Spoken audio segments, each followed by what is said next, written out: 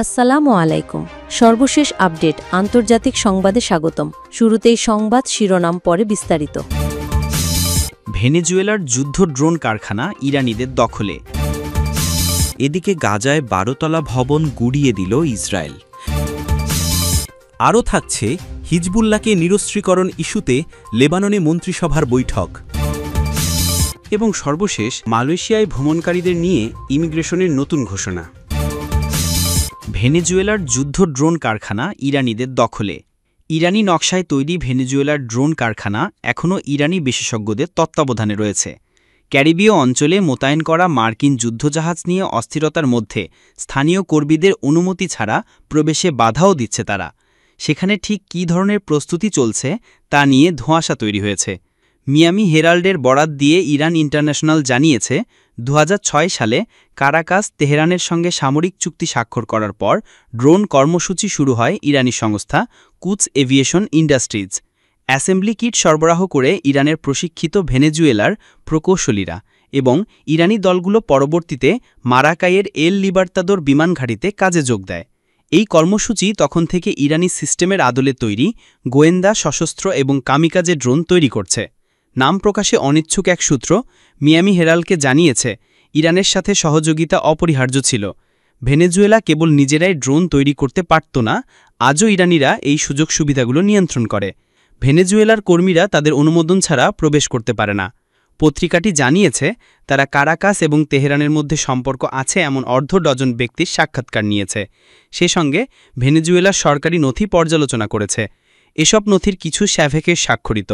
তাতে দেখা যায়, অংশীদারিত্বের ভিত্তিতে ড্রোন কারখানায় কোটি কোটি ডলার বিনিয়োগ করা হয়েছে। অনেক প্রকল্প বেসামরিক উদ্যোগের ছদ্মবেশে চলছে। সাইকেল বা ট্র্যাক্টর কারখানার নামে যুদ্ধ ড্রোন তৈরি হচ্ছে বলেও সূত্র দাবি করেছে। হেরাল্ড জানিয়েছে, মূলে স্যাভেজ এমন অস্ত্র খুঁজছিলেন যা মার্কিন সামরিক শক্তিকে চ্যালেঞ্জ করতে পারে, আর তার জন্যই তারা ইরানের দ্বারস্থ হয়। এদিকে ভেনেজুয়েলার সঙ্গে যুক্তরাষ্ট্রের উত্তেজনা দিন দিন বাড়ছে। এতে সর্বশেষ সংযোজন ঘটেছে বৃহস্পতিবার। ওই দিন ভেনেজুয়েলার 2টি সামরিক বিমান আন্তর্জাতিক জলসীমায় মার্কিন নৌবাহিনীর একটি জাহাজের কাছে উড়ে গেছে। মার্কিন প্রতিরক্ষা বিভাগ এই তথ্য জানিয়েছে। বিবৃতিতে তারা এই পদক্ষেপকে অত্যন্ত উস্কানোমূলক বলে বর্ণনা করে। ওয়াশিংটন এবং কারাকাসের মধ্যে ক্রমবর্ধমান উত্তেজনার মধ্যে ঘটনাটি ঘটল। মার্কিন প্রতিরক্ষা বিভাগ বৃহস্পতিবার গভীর রাতে এক বিবৃতিতে ভেনেজুয়েলাকে আরও উস্কানোমূলক পদক্ষেপ বন্ধ করতে হুঁশিয়ারি দিয়েছে। সতর্ক করে বলেছে, গাইডেড ক্ষেপণাস্ত্রবাহী মার্কিন জাহাজ জেসন ডানহামের উপর দিয়ে ভেনেজুয়েলার বিমান উড়ে গেছে। আমাদের মাদক সন্ত্রাস বিরোধী অভিযানে হস্তক্ষেপ করার এটি প্রচেষ্টা।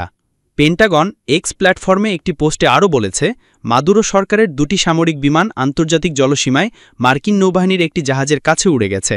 ভেনেজুয়েলাকে মার্কিন সেনাবাহিনী কর্তৃক পরিচালিত মাদক সন্ত্রাস বিরোধী অভিযানে বাধা বা হস্তক্ষেপ করার আর কোনো প্রচেষ্টা না করার জন্য দৃঢ়ভাবে সতর্ক করা হচ্ছে।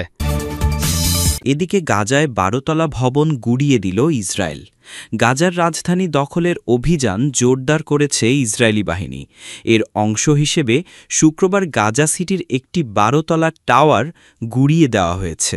তারা জানিয়েছে, ভবনটি হামাসের ঘাঁটি হিসেবে ব্যবহৃত হচ্ছিল। শুক্রবার সকালে ইসরায়েলি সেনারা পশ্চিম গাজার মুস্তাহা টাওয়ারটি খালি করার নির্দেশ দেয়। এরপর 2 দফা বিমান হামলা চালানো হয়। প্রথমে সতর্কতামূলক আঘাত করা হয়, পরে একটি F-16 যুদ্ধবিমান আঘাত হানে।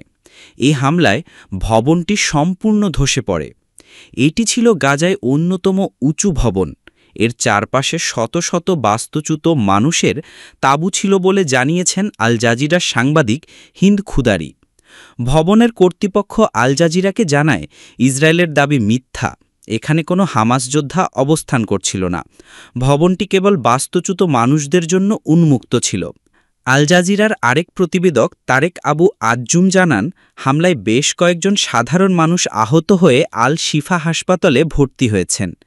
ইসরায়েলের হামলায় আশেপাশের বহু অস্থায়ী তাঁবু ক্ষতিগ্রস্ত হয়েছে। তিনি এটিকে ইসরায়েলের সামরিক অভিযানের এক নতুন ধাপ হিসেবে উল্লেখ করেন। 2023 সালের অক্টোবরে যুদ্ধ শুরুর পর থেকে এখন পর্যন্ত গাজায় অন্তত 64,300 জন নিহত হয়েছেন। আহত হয়েছেন আরও 1,61,583 জন। ধ্বংসস্তূপের নিচে এখনও বহু মানুষ আটকা পড়ে আছেন বলে আশঙ্কা করা হচ্ছে।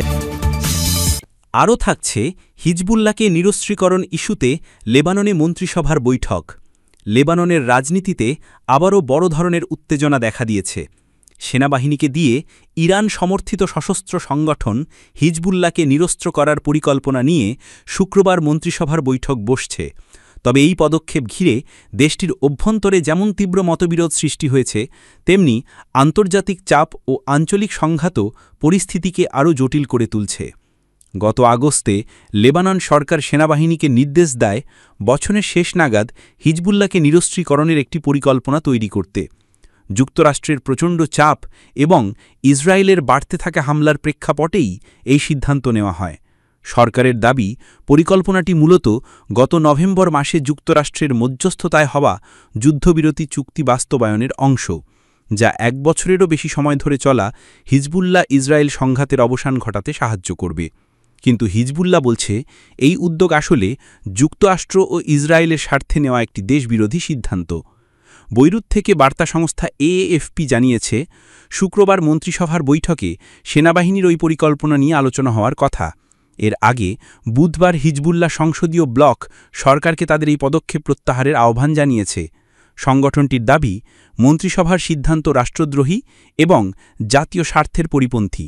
লেবাননের সংবাদপত্র আল আকবার জানিয়েছে, হিজবুল্লাহ ও আমাল আন্দোলনের মন্ত্রীরা শুক্রবারের আলোচনায় অংশগ্রহণ করতেও অস্বীকৃতি জানাতে পারেন। এদিকে বৈঠকের আগেই দক্ষিণ লেবাননে ইসরায়েলি বিমান হামলা তীব্র হয়েছে। স্বাস্থ্য মন্ত্রণালয় ও রাষ্ট্রীয় সংবাদ সংস্থা তথ্যানুযায়ী গত দুদিনে অন্তত 5 জন নিহত হয়েছেন এসব হামলায়। আন্তর্জাতিক ক্রাইসিস গ্রুপের লেবানন বিশ্লেষক ডেভিড উড এএফপিকে বলেন, ইসরায়েল আসলে একটি বার্তা দিতে চাইছে, মৌখিক প্রতিশ্রুতি বা কাগজি চুক্তি নয়, বরং বাস্তব পদক্ষেপের মাধ্যমেই নিরস্ত্রীকরণ নিশ্চিত করতে হবে। তিনি আরও আশঙ্কা প্রকাশ করেন, যদি মন্ত্রিসভা পরিকল্পনাটি অনুমোদন করে, তাহলে হিজবুল্লাহ সরকারে থাকা শিয়া মন্ত্রীদের পদত্যাগে চাপ দিতে পারে কিংবা রাস্তায় গণবিক্ষোভও সংগঠিত করতে পারে। পরিস্থিতি নিয়ন্ত্রণে আনতে লেবাননের পার্লামেন্ট স্পিকার ও হিজবুল্লাহ মিত্র আমাল আন্দোলনের নেতা নাবিহ বেরি রবিবার আহ্বান জানিয়েছেন আলোচনাকে শান্তিপূর্ণ ও ঐক্যমতের ভিত্তিতে এগিয়ে নেওয়ার জন্য। এবং সর্বশেষ, মালয়েশিয়ায় ভ্রমণকারীদের নিয়ে ইমিগ্রেশনের নতুন ঘোষণা। মালয়েশিয়ায় ভ্রমণকারীদের অবস্থানকাল সংক্রান্ত বিষয়ে নতুন ব্যবস্থা ঘোষণা করেছে দেশটির ইমিগ্রেশন বিভাগ। সর্বোচ্চ 90 দিনের মধ্যে অতিরিক্ত সময় অবস্থানকারী বিদেশিদের বিরুদ্ধে তাৎক্ষণিক জরিমানা ধার্য করা হবে, যা আগামী মাস থেকে কার্যকর হবে। খবর দ্য এজ। শুক্রবার 5 সেপ্টেম্বর জোহরের সেকোলা কেবাংসান রামবং পুলাইতে ইমিগ্রেশন বিভাগের এক অনুষ্ঠানে দেশটির স্বরাষ্ট্রমন্ত্রী দাতুক সেরি সাইফুদ্দিন নাসুতিন ইসমাইল সাংবাদিকদের এ তথ্য দেন। স্বরাষ্ট্রমন্ত্রী বলেন, মামলা আদালতে আনার প্রয়োজনীয়তা দূর করে আইনি প্রক্রিয়া ত্বরান্বিত করা এবং বিচার প্রক্রিয়া দ্রুত করার উদ্দেশ্যে এ ব্যবস্থা নেওয়া হয়েছে। তবে 90 দিনের বেশি অবস্থানকারীদের বিরুদ্ধে তদন্ত চালানো হবে। জরিমানার নতুন কাঠামো নিয়ে তিনি জানান, 1 থেকে 30 দিন পর্যন্ত অতিরিক্ত অবস্থান করলে প্রতিদিন 30 রিঙ্গিত জরিমানা, সর্বোচ্চ 900 রিঙ্গিত। 31 থেকে 60 দিন পর্যন্ত অবস্থান করলে স্বয়ংক্রিয়ভাবে 1000 রিঙ্গিত জরিমানা। 61 থেকে 90 দিন পর্যন্ত অবস্থান করলে 2000 রিঙ্গিত জরিমানা এবং 90 দিনের বেশি অবস্থান করলে তদন্তপত্র খোলা হবে। মন্ত্রী আরও জানান, এ পদক্ষেপে বিচারের সময়কাল 14 দিন থেকে কমে মাত্র 1 দিনে নামিয়ে আনা সম্ভব হবে। একই সঙ্গে অভিবাসন ডিপোতে ভিড়ও কমবে, তবে দুর্ঘটনা, বন্যা বা অন্য প্রাকৃতিক দুর্যোগের মতো যুক্তিসঙ্গত কারণে দেশে ফিরতে না পারা ব্যক্তিদের জন্য শিথিলতার সুযোগ রাখা হয়েছে। এই পদ্ধতির মাধ্যমে যুক্তিসঙ্গত কারণে অতিরিক্ত সময় ধরে অবস্থানকারী বিদেশিদের দ্রুত বিষয়টি নিষ্পত্তি করার সুযোগ দেওয়া হবে বলেও জানান তিনি। ইমিগ্রেশন বিভাগের সর্বশেষ তথ্য অনুযায়ী চলতি বছরের 1 জানুয়ারি থেকে 30 আগস্ট পর্যন্ত বিভিন্ন অভিবাসন আইন লঙ্ঘনের দায়ে 35,225 জন অবৈধ অভিবাসীকে আটক করা হয়েছে। এ সময় দেশব্যাপী 9,500টি অভিযান চালানো হয়, যেখানে 1,52,000 বিদেশিকে চেক করা হয়। গ্রেফতার হওয়া অভিবাসীদের মধ্যে ইন্দোনেশীয়, মিয়ানমার ও বাংলাদেশিরাই সংখ্যাগরিষ্ঠ।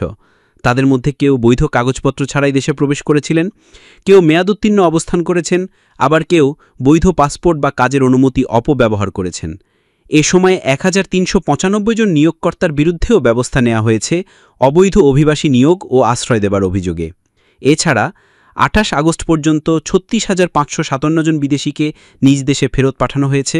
তাদের ফেরত পাঠানোর প্রক্রিয়া, আটক দেশ, ফেরত পাঠানোর আদেশ এবং বিমানের টিকিট সংগ্রহের 10 দিনের মধ্যে সম্পন্ন করা হয়েছে। সূত্র দ্য এজ।